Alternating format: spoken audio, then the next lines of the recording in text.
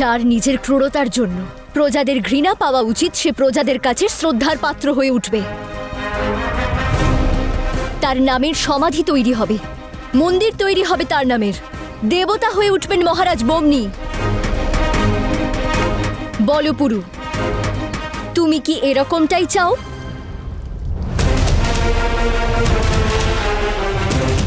তোমাকে মহারাজ বমনিকে মারতে হবে, কিন্তু সবার সামনে।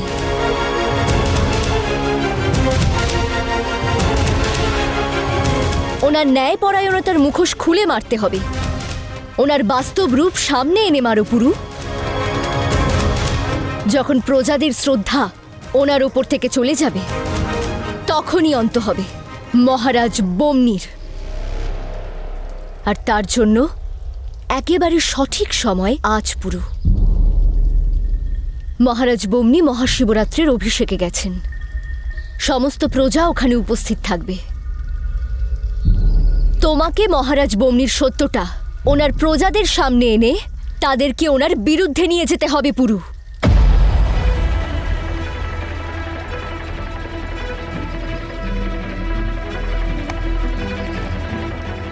তুমি এখানে একজন দস্যু হয়ে আসোনি, ওই মহিলার রক্ষক হয়ে এসেছো তুমি। আর রক্ষক কখনো পিছন থেকে আঘাত করে না, সবার সামনে গিয়ে আহ্বান জানিয়ে প্রহার করে।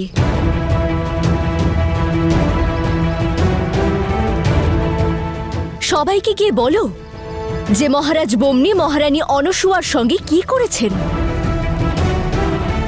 কিভাবে পৌরব রাষ্ট্রের একজন মহিলাকে বহু বছর ধরে পাগল হয়ে অলিগলিতে ঘুরে বেড়াতে দিয়েছেন। তবেই মহারাজ বমনির মৃতদেহের ওপর পুষ্পবৃষ্টি করবে না প্রজারা, থুতু ফেলবে সবাই।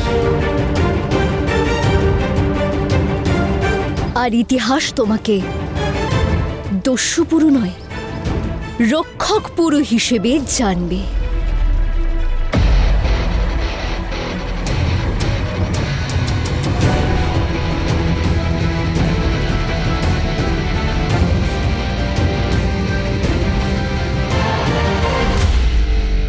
তবে ঠিক আছে,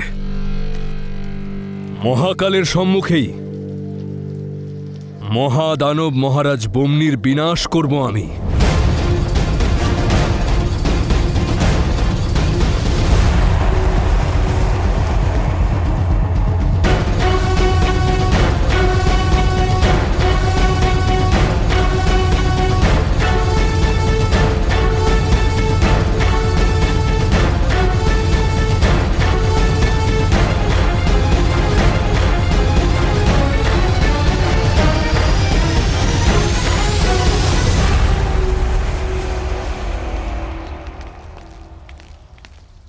আমি বুঝতে পারি না হুজুর, যে প্রতিবার কোনো না কোনো মহিলাই হয়ে থাকে যে আপনার স্বপ্নে জল ঢেলে দিয়ে যায়। এই মহিলাও তাই তো করলো হুজুর। পরিস্থিতি তো তৈরি হয় পরিবর্তনের জন্য। জীবনের রাজা সে হয় যে পরিস্থিতিকে নিজের গোলাম বানাতে পারে। এই মেয়েটি তো আমাদের কাজ আরো বেশি সহজ করে দিয়েছে। এবার পুরো সবার সামনে বমনিকে আহ্বান জানাবে। ভিড় অনেক বড় পর্দা হয় মোশেস, ভিড়ে অনেক বড় বড় কাজ হয়ে যায় মোশেস, আর তার ব্যাপারে কেউ জানতেও পারে না। আপনার কথা আমি ঠিক বুঝতে পারলাম না হুজুর। আমাদের তীরন্দাজদের সতর্ক করে দাও, কারণ এই দুজনের মধ্যে একজনের মৃত্যু নিশ্চিত। যদি পুরু মহারাজ বমনিকে মেরে ফেলে, তাহলে আমাদের তীরন্দাজেরা পুরুকে মেরে ফেলবে। আর যদি আমাদের প্রিয় অংশীদার পুরুকে মেরে ফেলে,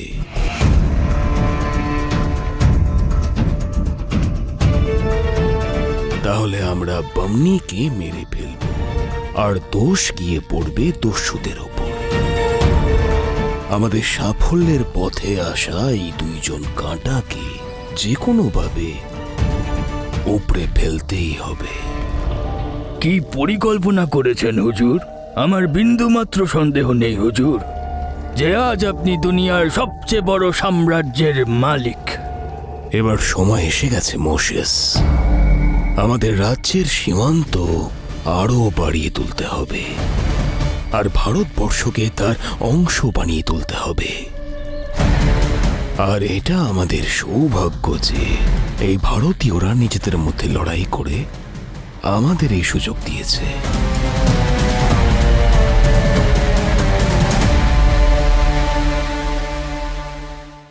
আমি ভাবতেই পারিনি যে তুমি রানী অনুসূয়াকে মেরে ফেলবে।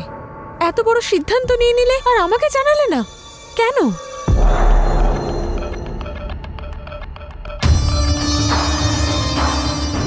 আমি আমার কোন সিদ্ধান্ত কখন নেব এটা বলার প্রয়োজন আমার কাউকে পড়ে না রাজকুমারী পার্সেন। রাজকুমারীরও একটা সীমা আছে। রাজপাটে রাজার সিদ্ধান্তের ওপর প্রশ্ন তোলার অধিকার কখনোই কারোর থাকে না, তোমারও নেই।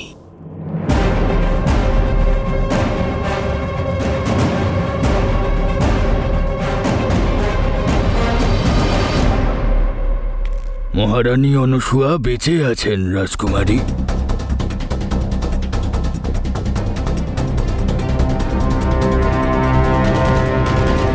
ওনাকে শুধু অজ্ঞান করে একটি সুরক্ষিত স্থানে পৌঁছে দেওয়া হয়েছে। কিন্তু তুমিই তো এক্ষুনি বললে যে তুমি রানী অনুসূয়াকে মেরে ফেলেছো। আমি বলিনি, তুমি ভেবে নিয়েছ, যেমন পুরু ভেবে নিয়েছে।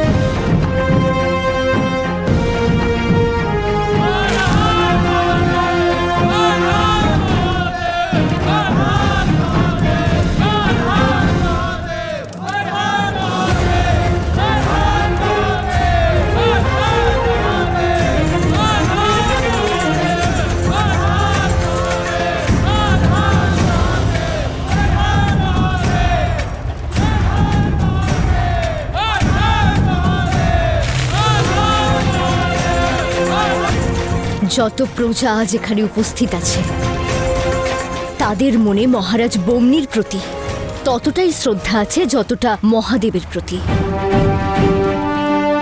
সেই শ্রদ্ধা রাজন্ত করে তোমাকে মহারাজ বম্নিকে শেষ করতে হবে পুরু।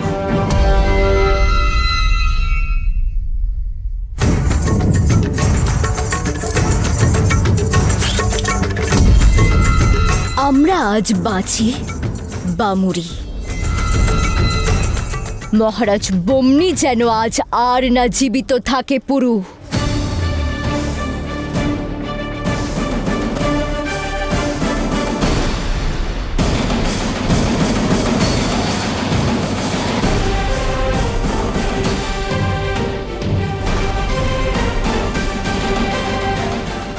লাচি, তুমি এদিকে এসো। পুরু, কি হয়েছে পুরু? আমি বললাম তো, এসো আমার সাথে, এসো। আমি কিছুই বুঝতে পারছি না। রানী অনুসূয়াকে মারা হয়নি, কিন্তু পুরুকে এটা বিশ্বাস করানো হয়েছে যে রানী মারা গেছেন।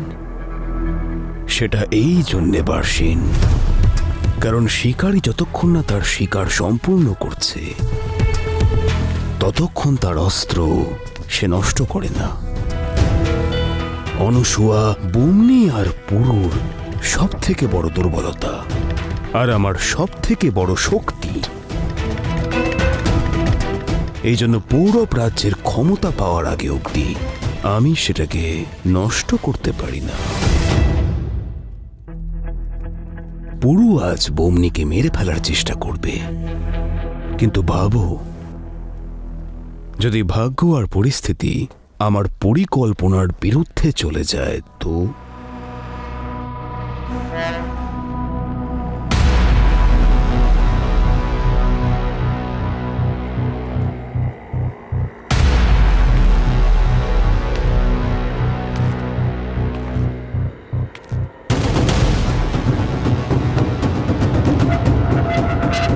তাহলে সেই অবস্থায় আমাদের কাছে সেই তোতা থাকবে যার মধ্যে বম্নি আর পুরুর প্রাণ বন্দি আছে, আর সেটাই আমাদের ঢাল হবে। আর তাছাড়া আমি চাই যে অনসূয়া নিজের চোখে আমাকে পৌরব রাজ্যের সিংহাসনে বসতে দেখে।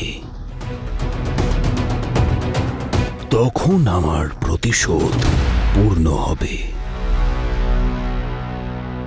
আর তারপর আমি আমার হাত দিয়ে অনসূয়ার শ্বাস রোধ করে দেব,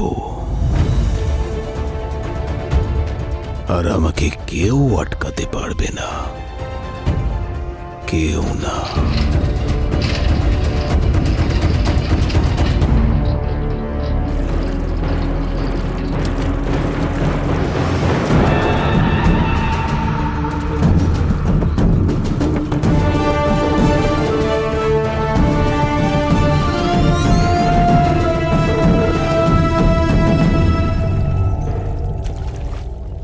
সত্যিটা অনেক বছর চাপা ছিল।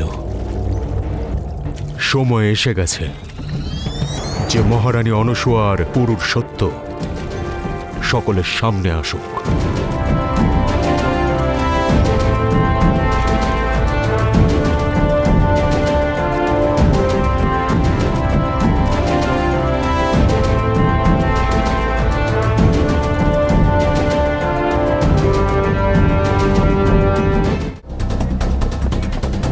আমাকে এই তটে কেন নিয়ে এলে?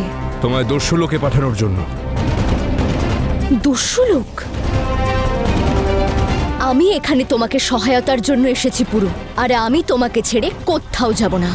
লাচি, এই যুদ্ধটা আমার, আর আমি আমার জন্য তোমাকে বা দস্যু লোককে বিপদে ফেলতে পারি না।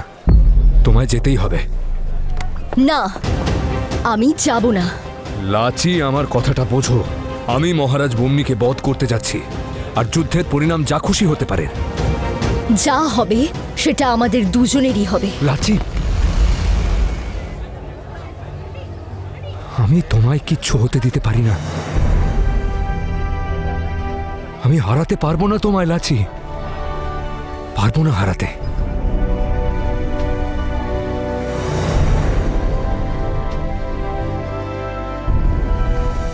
আমি কি তোমাকে হারাতে পারি পুরু?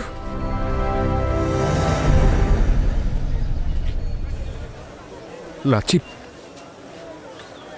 আমার কথাটা একটু বোঝো লাচি, বোঝো আমার কথাটা। তুমি কেন বুঝছো না আমার কথা? যে আমরা একসঙ্গে ছিলাম, একসঙ্গে আছি, আর একসঙ্গে থাকবো।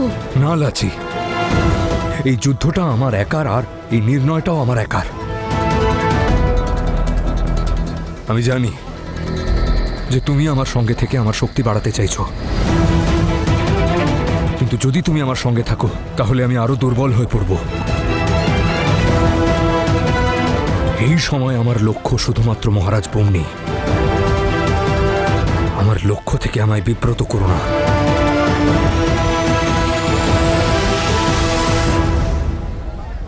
যদি তুমি তোমার পুরুকে দুর্বল অবস্থায় না দেখতে চাও তবে চলে যাও, চলে যাও লাচি।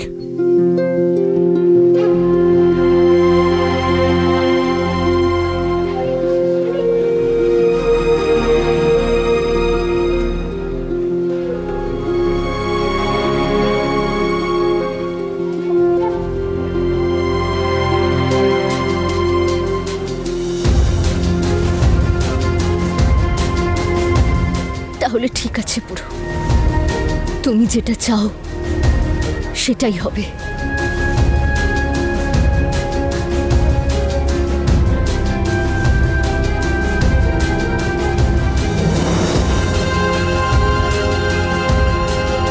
তোমার কর্তব্য পালন করো।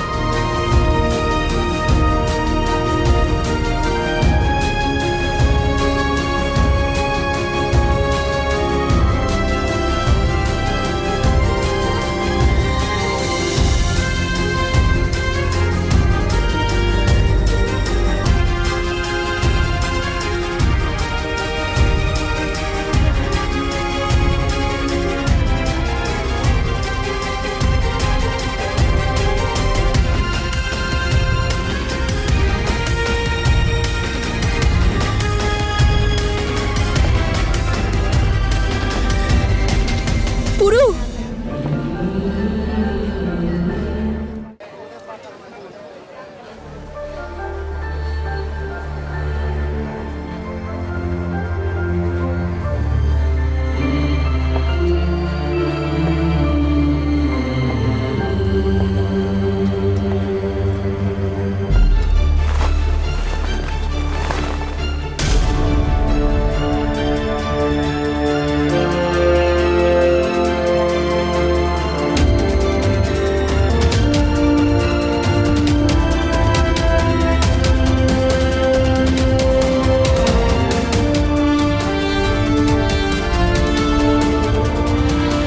জীবিত ফিরে এসো। একটু কঠিন হবে, কিন্তু চেষ্টা করব।